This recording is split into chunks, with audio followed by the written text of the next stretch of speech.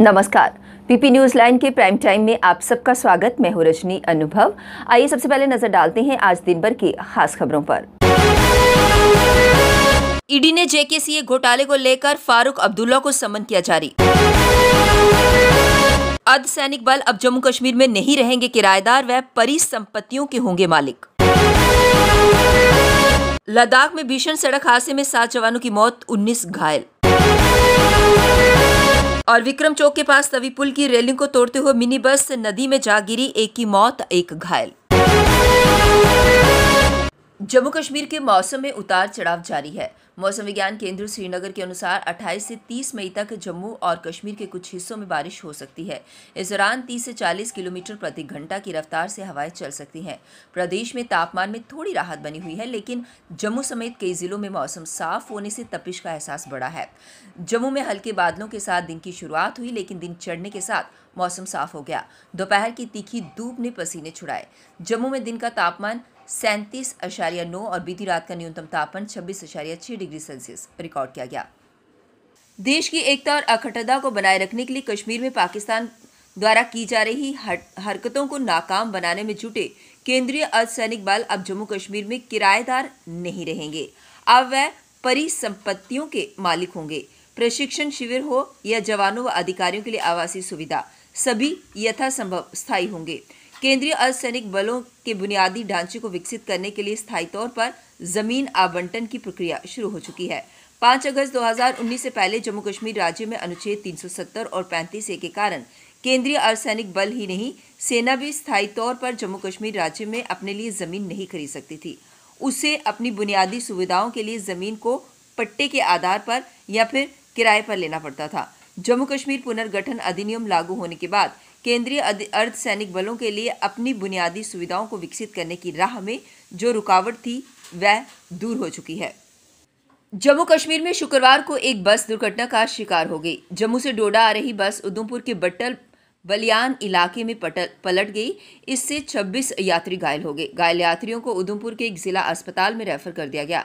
सड़क दुर्घटना किस वजह से हुई है इसका पता अभी नहीं चल पाया है। फिलहाल दुर्घटना की जांच की जा रही है। पुलिस जांच में जुटी हुई है। पुलिस ने बताया कि बस JK02 BP 4355 जम्मू से डोडा की तरफ जा रही थी, जब बट्टल बलियाल में ये सड़क पर फिसल गई और पलट गई। अधिकारियों ने कहा कि दुर्घटना में 26 लोग घायल हो गए। घायलों को जिला अस्पताल उधमपुर भर्ती कराया गया है। वहीं 6 घायलों की गंभीर हालत को देखते हुए उन्हें JMC जम्मू भर्ती कराया गया। बताया कि गाड़ी कहां से कहां जा रही थी? ये जम्मू से सिर्फ जोड़े के लिए जा रही थी, घूमने के लिए। इतने आगे लोग डाला हुआ था सामान, तो शराब पी के लगी थी और इससे गाड़ी थमाने नहीं बनी तो गाड़ी के पलट गई। तो बहुत लोगों का नुकसान भी हुआ, काफ़ी लोग घायल हुए हैं। आपको कैसे पता लगा इसने शराब पी थी? शराब पी थी इसने, और बीच में एक जगह ने गाड़ी भी रोकी थी, सबके सामने गाड़ी रोकी थी। सवारी से झगड़ा हुआ था, सर बने थे, हमने सीट भी नहीं दी थी। ओवरलोडिंग थी गाड़ी। और रास्ते में इतने नाके पड़ते हैं, किसी ने चेक नहीं किया कि गाड़ी या किसी ने भी नहीं चेक किया गाड़ी। किसी ने चेक नहीं किया। रात को कौन चेक करेगा? रात को बंद होती है लाइट बस की, दिन में चेक करते हैं लोग। नहीं, रात को ये थोड़ी है, नाके लगे रहते हैं। पुलिस नेशनल हाईवे में नाके होते हैं। हाईवे नाके होते हैं, कितने नाके हैं? तो गाड़ी को चेक करना चाहिए था। ये उनकी गलती है, उन्होंने चेक क्यों रोकी होती तो शायद ये हादसा नहीं होता। बच नहीं सकता, आजमात देखा नहीं किसी ने, ये हादसा हो गया। श्री अमरनाथ यात्रा की सुरक्षा कवच को मजबूत बनाने के लिए जम्मू कश्मीर पुलिस अपने सभी प्रशिक्षु जवानों और अधिकारियों की सेवाएं भी लेगी। इसके लिए सभी प्रशिक्षण केंद्रों, अकादमियों के प्रबंधों, निदेशकों व प्रिंसिपलों को आवश्यक दिशा निर्देश जारी कर दिए गए हैं। इस बीच पुलिस महानिदेशक दिलबाग सिंह ने पुलिस, सेना और केंद्रीय बलों के वरिष्ठ अधिकारियों संग यात्रा के सुरक्षा प्रबंधों का जायजा लिया। इस वर्ष यात्रा 30 जून से आरंभ होकर 11 अगस्त को संपन्न होगी। बैठक में सुरक्षा शिविरों की स्थापना, श्रद्धालुओं के आधार शिविरों की सुरक्षा, संचार नेटवर्क, श्रद्धालुओं के वाहनों की आवाजाही और राष्ट्रीय राजमार्ग पर ट्रैफिक प्रबंधन और आपात परिस्थितियों में श्रद्धालुओं की सुरक्षा को सुनिश्चित बनाने के उपायों पर विस्तार से चर्चा हुई। बैठक में तय किया गया कि यात्रा शुरू होने से पहले ही पर्याप्त संख्या में सुरक्षा बल सभी आधार शिविरों और यात्रा मार्ग पर तैनात किए जाएंगे। सभी मार्गों पर श्रद्धालुओं के आवागमन से पूर्व सुरक्षा बलों की रोड ओपनिंग पार्टी को नियमित गश्त होगी। जम्मू के सीमांत क्षेत्र की भूमि प्रवासी पक्षियों की पसंदीदा जगह है। हर साल सर्दियों में आने वाले ये पक्षी घराना वेटलैंड पर तो डेरा डालते ही हैं, मगर इसके साथ साथ चिनाब नदी के किनारे, तवी नदी के आसपास के वातावरण का भी वहां पर भी इन पक्षियों का मेला लगा रहता है। यहाँ तक कि बसंतर नदी का सीमांत क्षेत्र का इलाका भी इन पक्षियों की चहलकदमी के लिए बेहतर है। यानी कि अखनूर से लेकर कठुआ तक की बॉर्डर बेल्ट की पट्टी प्रवासी पक्षियों के लिए बेहतर जगह है। यहाँ ये मेहमान परिंदे सर्दियों का समय बिताते हैं। प्रवर्तन निदेशालय ने शुक्रवार को नेशनल कॉन्फ्रेंस के नेता फारूक अब्दुल्ला को सम्मन जारी किया। आधिकारिक सूत्रों ने बताया कि ईडी ने फारूक अब्दुल्ला को 31 मई को दिल्ली में अपने मुख्यालय में जांचकर्ताओं के सामने पेश करने के लिए कहा है। बताया जा रहा है कि ये मामला जम्मू कश्मीर क्रिकेट एसोसिएशन घोटाला से जुड़ा हुआ है। जम्मू कश्मीर में श्रीनगर के राम मुंशी बाग पुलिस स्टेशन में दर्ज एक मामले के आधार पर JKCA पदाधिकारियों के खिलाफ मनी लॉन्ड्रिंग जांच शुरू हुई है। इस मामले में जम्मू कश्मीर के पूर्व मुख्यमंत्री फारूक अब्दुल्ला भी आरोपी हैं। लद्दाख के तुर्तुक सेक्टर में शुक्रवार को भीषण सड़क हादसे में सेना के 7 जवानों की मौत हो गई। हादसे में 19 जवान गंभीर रूप से घायल हो गए। घायलों को अस्पताल में इलाज के लिए भर्ती कराया गया। लेह पुलिस ने बताया कि ड्राइवर अहमद शाह का बस से नियंत्रण हट जाने की वजह से बस JK 106245 लारगिब पचतांग के पास सड़क से लगभग 80 से 90 फुट नीचे श्योक नदी में जा गिरी। घटना की सूचना मिलने पर लेह पुलिस, सेना और स्थानीय लोगों ने बचाव अभियान चलाया। घायलों को एयरलिफ्ट कर चंडी मंदिर कमांड हॉस्पिटल में भर्ती कराया गया। इस संबंध में नुब्रा पुलिस स्टेशन से संबंधित धाराओं में मुकदमा दर्ज कर लिया गया है। एक तेज रफ्तार मिनी बस शुक्रवार देर रात करीब 11 बजे विक्रम चौक के पास तवी पुल की रेलिंग को तोड़ते हुए नदी में जा गिरी। इस हादसे में मिनी बस चालक और सह चालक गंभीर रूप से घायल हो गए। उन्हें उपचार के लिए बख्शीनगर के गवर्नमेंट मेडिकल कॉलेज अस्पताल लाया गया, जहां एक को मृत घोषित किया गया जबकि दूसरी की हालत गंभीर बनी हुई है। हादसे के तत्काल बाद पुलिस मौके पर पहुंची और JCB की मदद से मिनी बस को सीधा करके घायलों को बाहर निकाला। पुलिस सूत्रों के अनुसार मिनी बस चालक शायद नशे में था। वह मिनी बस को लेकर सतवारी से ज्वेल में फ्लाईओवर की तरफ जाने वाली लेन में जा रहा था। पुलिस के मुताबिक गांधीनगर लास्ट मोड़ पर मिनी बस चालक ने गाड़ी को टक्कर मार दी थी, जिसके बाद पुलिस से बचने के लिए चालक काफी तेज रफ्तार से मिनी बस चलाते हुए शहर की ओर आ रहा था। विक्रम चौक पर पुलिस नाका देकर चालक ने विक्रम चौक से ज्वेल क्षेत्र की ओर जाने की बजाय वहां से ओवरफ्लाई का रास्ता पकड़ लिया, लेकिन बीच रास्ते में एक गाड़ी को देखकर ड्राइवर ने गाड़ी फुटपाथ पर चढ़ा दी। इससे चालक गाड़ी पर नियंत्रण खो बैठा और मिनी बस रेलिंग तोड़ते हुए नीचे तवी में जा गिरी। अब वक्त तो चला एक ब्रेक का, मिलते हैं ब्रेक के बाद। मजबूती की पहचान ACC cement, Messrs Bishandas Jaswal and sons, authorised stockist, ACC cement, 45 transport Nagar, Jammu.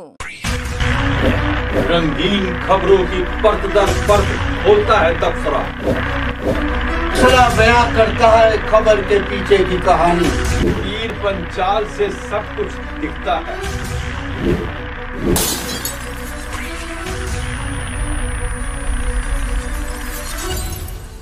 Break के बाद बढ़ते हैं अगली बड़ी खबर की तरफ। स्मार्ट मीटर्स को लेकर आज सुनील डिंपल द्वारा जोरदार प्रदर्शन किया गया।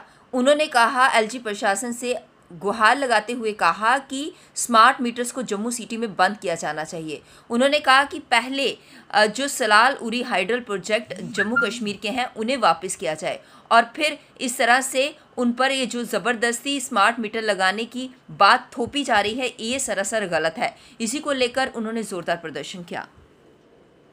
वसूलने का कोशिश कर रहे हैं। आपने उसका नतीजा कश्मीर में देख लिया कि स्मार्ट मीटर को किस तरीके से उन लोगों ने तोड़ा है।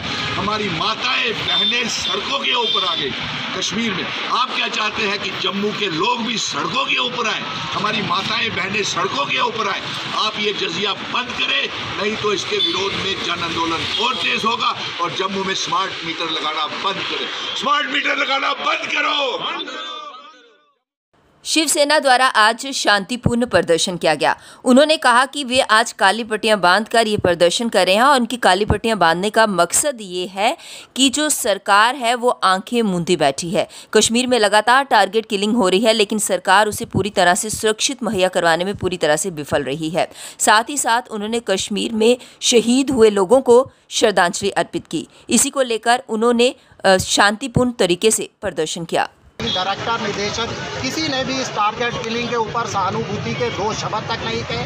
करोड़ों रुपए कमाने वाली ये फिल्म के उस डायरेक्टरों ने या कलाकारों ने किसी ने भी कश्मीरी के लिए, उन परिजनों के लिए, उनके लिए मदद का हाथ नहीं बढ़ाया।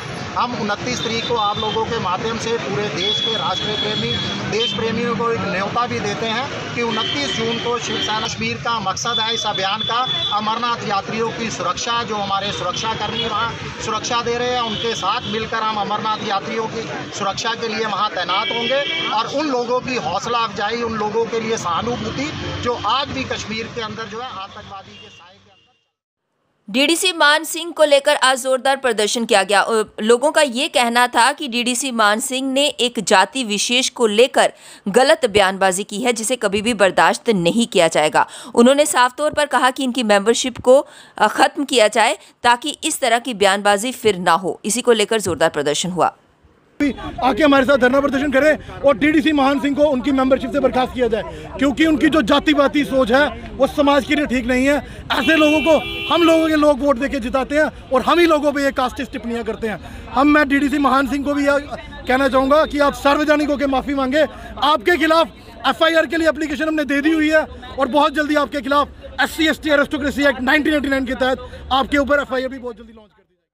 आम आदमी पार्टी नेता हर्षदेव सिंह ने सरकार को युवा विरोधी बताया। जम्मू में आयोजित एक पत्रकार वार्ता के दौरान उन्होंने कहा कि अभी हाल ही में रहबरे खेल, रहबरे जंगलात, जीरात और NYC के कर्मचारियों के लिए सरकार ने पहले उनके पदों को फिर बनने का विज्ञापन निकाला और फिर विरोध प्रदर्शन के बाद सरकार ने कहा कि उन्हें हटाने की कोई योजना नहीं है। लेकिन अभी सरकार की तरफ से उन्हें नियमित करने को लेकर स्थिति साफ नहीं की गई है और इसी को लेकर कोई आदेश भी नहीं है, बल्कि ट्वीट कर जानकारी दी गई है जो कि सरासर गलत है। वहीं उन्होंने इस दौरान NHM, डेली बेजर्स व अन्य मुद्दों को उजागर किया और कहा कि पिछले काफ़ी समय से जम्मू कश्मीर का युवा सड़कों पर है और सरकार द्वारा इनके लिए कोई कदम नहीं उठाया जा रहा। वहीं दिल्ली और पंजाब में आम आदमी पार्टी ने सभी डेली वेजर्स को नियमित कर दिया। उन्होंने ये भी कहा कि युवाओं को खुद जागरूक होना पड़ेगा और ये सोचना पड़ेगा कि कैसे वो इस सरकार के चंगुल से बाहर आए। को जिस तरीके से गुमराह किया जा रहा है, उनके साथ एक ज़्यादती की जा रही है, उनके साथ एक बहुत बड़ा अन्याय हम कहेंगे किया जा रहा है, क्योंकि इसी सरकार ने ये कहा था यूथ एम्पावरमेंट होगी। किस तरीके से होगी यूथ एम्पावरमेंट? नौजवानों को सड़कों के ऊपर बिठा के यूथ एम्पावरमेंट नहीं होती। आपने कहा था 2-2 करोड़ नौकरियां हर साल देने का वादा नौजवानों के साथ किया था। आज सूरत हाल ये है कि नौजवानों के अंदर गुस्सा जो है वो अपनी चरम सीमा के ऊपर है, जो रियासत के लिए या देश के लिए ठीक नहीं है।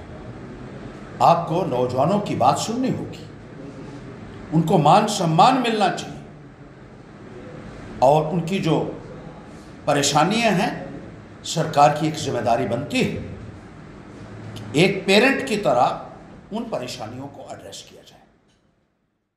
PP न्यूज़ लाइन के प्राइम टाइम के आज के इस अंक में बस इतना ही। मुझे और मेरी पूरी टीम को दीजिए इजाजत और आप देखते रहिए PP न्यूज़ लाइन। नमस्कार। जम्मू में आई टेस्टिंग की साइंटिफिक और मॉडर्न टेक्नोलॉजी के लिए हमेशा याद रखें जेम ऑप्टिशियंस, जहां पर रखा जाता है आपकी हर जरूरत का ख्याल। Gem opticians with the facility of eye exercise, A scan, biometry, pachymetry और ऑटोमेटेड फील्ड एनालाइजर। और हाँ, हमारे यहाँ बढ़िया क्वालिटी के ब्रांडेड स्पेक्टिकल्स, सनग्लासेस और कॉन्टेक्ट लेंसेज मिलते हैं। आपका भरोसेमंद एक ही नाम, Gem opticians, Gandhinagar. Gem opticians, Nai Basti. Gem opticians, Amphalla. Gem opticians, Trikuta नगर।